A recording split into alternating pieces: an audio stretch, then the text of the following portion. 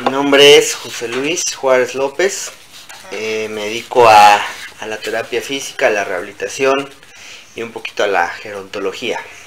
Mis actividades en este momento: soy encargado del centro de rehabilitación en la Casa Conchita, que es un centro gerontológico.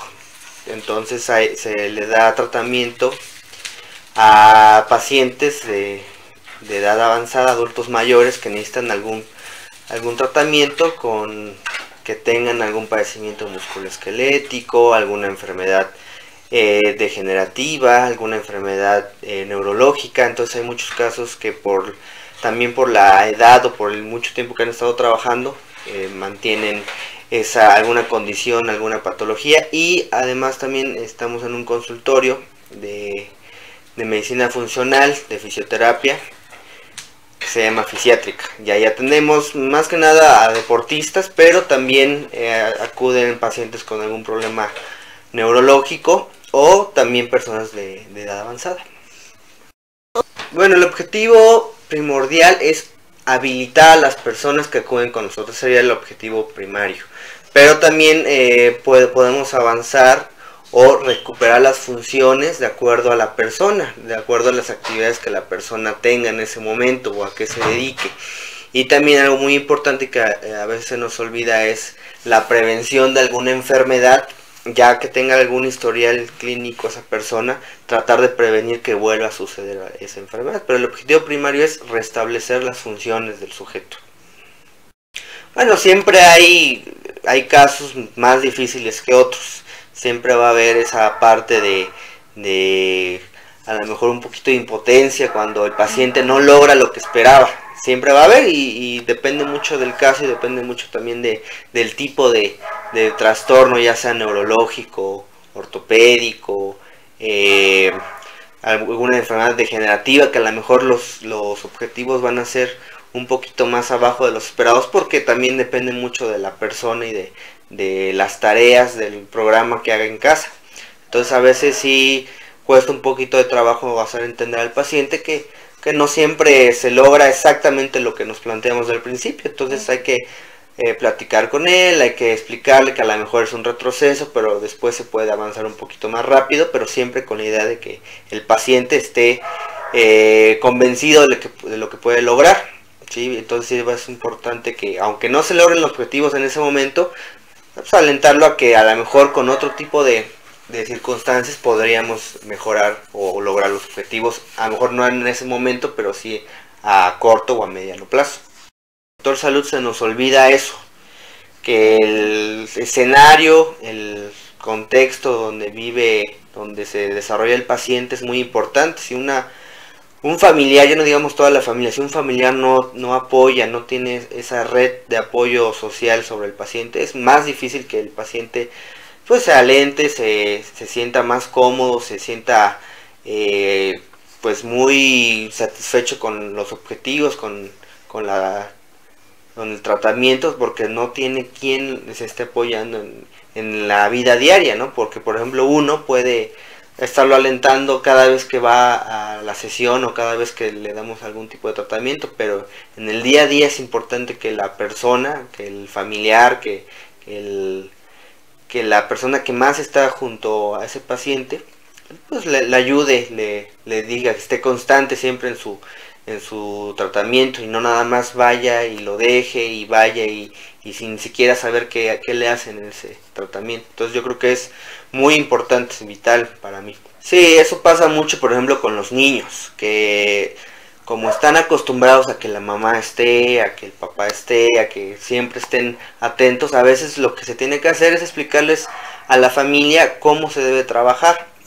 Y tal vez sea necesario que en un momento dado la mamá se salga y para después ya reintegrar la terapia con la forma de trabajar de uno, porque también es importante que la familia se adapte a las condiciones del tratamiento, pero siempre incluyéndolos. A lo mejor va a haber momentos en que se tengan que excluir un poquito porque el paciente, ya sea niño, ya sea adolescente, ya sea adulto, está acostumbrado a una cierta protección del familiar. Entonces tal vez al principio sería bajo estudio ver la forma en que el familiar entienda que tal vez la mejor forma de tratar a su paciente es dejándolo un poquito, pero sí siempre estando atento a lo que el paciente tenga. Pero sí puede pasar también que frenen un poquito al principio, pero por eso siempre hay que estarle explicándole tanto al familiar como al paciente qué es lo que se debe y lo que no se debe de hacer. Yo creo que la diferencia más viable es que la terapia física se encuadra en todo el contexto de rehabilitación.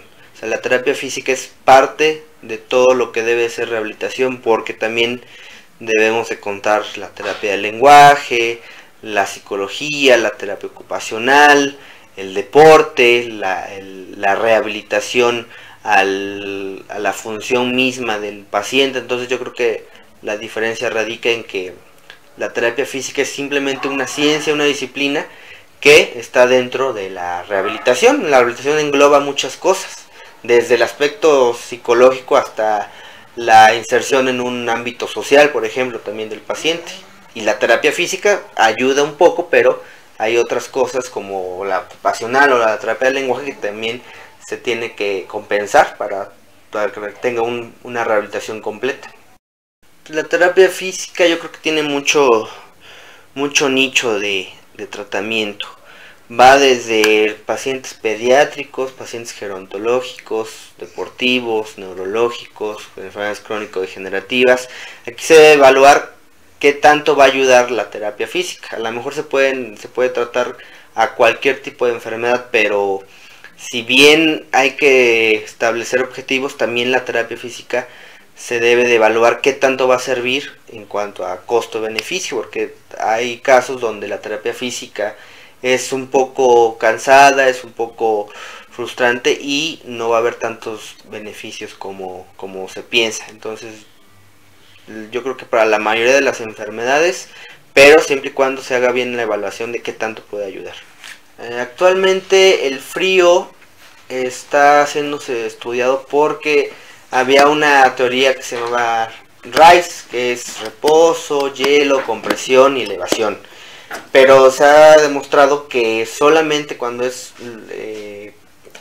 inmediata la lesión, digamos las primeras 24 horas, el hielo ayuda para desinflamar, el hielo ayuda para inhibir un poquito el dolor. Pero después de eso hay varios estudios que dicen que el hielo ya no ayuda tanto en el aspecto de colágeno, de vasodilatación.